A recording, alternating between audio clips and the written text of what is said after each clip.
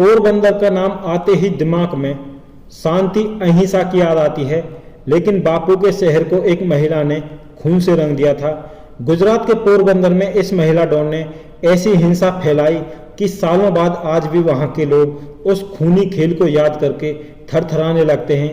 उस वक्त पोरबंदर में ऐसा खूनी खेल चल रहा था कि हर गली से खून बहता था।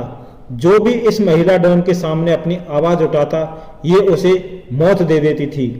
इस लेडी डॉन के बारे में जानने के लिए हमारी वीडियो को अंत तक जरूर देखें। राम राम, नमस्कार, जय हिंद दोस्तों, मैं हूं पंकज कुमार। क्राइम वाली बात चैनल में आपका स्वागत है। हमारी वीडियो को लाइक, चैनल को सब्सक्राइब और बेल आइकन को दबाना ना भूलें। तो चलिए शुरू करते हैं।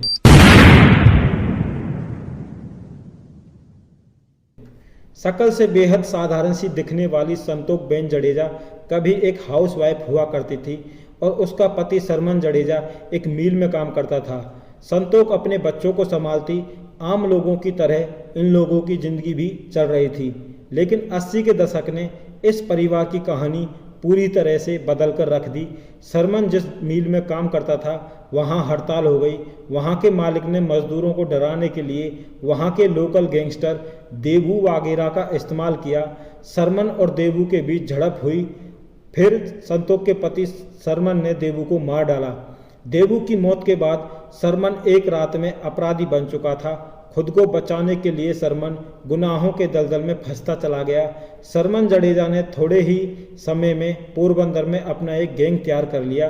कई और गैंगस्टर के साथ उसके रिश्ते बनने लगे, लेकिन न तो संतोष बेन और न ही सरमन जडेजा इस जुर्म की दुनिया से खुश थे। 1986 में सरमन ने इस गुनाहों के दलदल से बाहर आने की कोशिश की, लेकिन उसकी हत्या कर दी गई, जिसके बाद संतोष और उसके बच्चों को जान से मारने की धमकियां आने लगी। अपने परिवार को बचाने के लिए संतोष बेन ने खुद जुर्म की दुनिया में कदम रखा और फिर गुनाहों की काली लकीर खींचती चली गई। अपने पति के बनाए गैंग को अब संतोष बेन खुद चलाती। थोड़े ही समय में वो बेहद पावरफुल हो गई। संतोष बेन का सीधा तरीका था, अगर किसी ने उसके सामने आवाज़ उठाई तो वो उस आवाज़ को ही बंद कर देती। संतोष बेन की पति की हत्या के आरोप पोरबंदर के 14 लोगों पर लगे थे। संतोष बेन ने अपने गैंग की मदद से उन सभी को मौत के घाट उतार दिया। उस वक्त पोरबंदर में इस महिला का ऐसा टेरर था कि उसका नाम सुनते ही बड़े से बड़ा अपराधी अपने घुटने टेक देता था। धीरे धीरे संतोष बेन के नाम का खौफ गुजरात से बाहर भी फैलने लगा। करीबी राज्यों महाराष्ट्र और मध्य प्रदेश तक भी गुजरात की इस लेडी किलर की पहुंच बढ़ने लगी। यहाँ तक कि अंडरवर्ल्ड से भी इस महिला के तार जुड़ने लगे। महाराष्ट्र में उस वक्त अंडरवर्ल्ड डॉन करीम लाला का कहर था। संतोष बेन के करीम लाला से काफ़ी करीबी रिश्ते माने जाते थे और इसलिए महाराष्ट्र से संतोष के गैंग को पूरी मदद मिल रही थी। गुजरात में लूट, डकैती, किडनैपिंग, वसूली, फिरौती जैसे सारे काम में ये डॉन अपना दबदबा बना चुकी थी। रियल एस्टेट से लेकर ट्रांसपोर्ट तक हर काम में जब तक इस लेडी किलर का समर्थन न हो वो काम पूरे नहीं होते थे।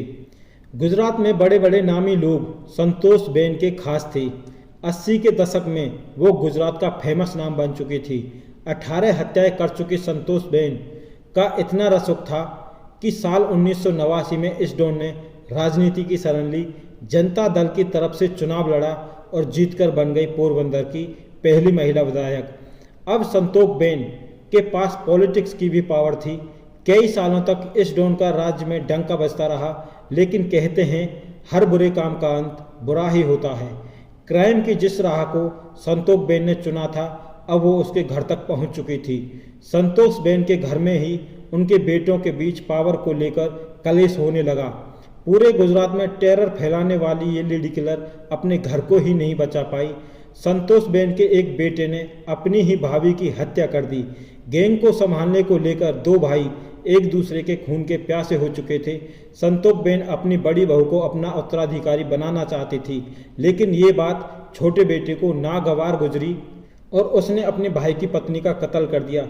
एक तरफ पुलिस का दबाव तो दूसरी तरफ पारिवारिक कलेश की वजह से गैंग के ऊपर संतोष बेन की कमान कमजोर हो रही थी। साल 1995 में गुजरात की इस लेडी डॉन को हार्ट अटैक आया और फिर हमेशा हमेशा के लिए संतोष बेन की कहानी खत्म हो गई। वैसे पोरबंदर कूतियाना इलाके में आज भी लेडी डॉन के नाम से पुराने लोग कांपने लगते हैं। जिन्होंने टेरर के वो साल देखे वो आज भी उस दौर को नहीं भूलते जब वहाँ संतोष बेन के नाम का सिक्का चलता था। संतोष बेन पर गॉड मदर के नाम से एक बायोपिक भी बन चुकी है जिसमें समाना आजमी ने उनका रोल निभाया। इस फिल्म में उनके गुनाहों के दलदल से लेकर राजनीति तक का पूरा सफर दिखाया गया है। इस फिल्म के बाद से इस लेडी किलर को गॉड मदर के नाम से भी जाना जाने लगा। दोस्तों, आप ऐसी लेडी डॉन के बारे में क्या कहना चाहोगे? आप अपनी राय कमेंट करके ज़रूर बताएं और आप अपने रिश्तों की अहमियत को समझें, माता पिता का ख्याल रखें, परिवार का ख्याल रखें, खुश रहें, स्वस्थ रहें। मिलते हैं आपसे एक और सच्ची घटना के साथ अगली वीडियो में। जय हिंद, जय भारत।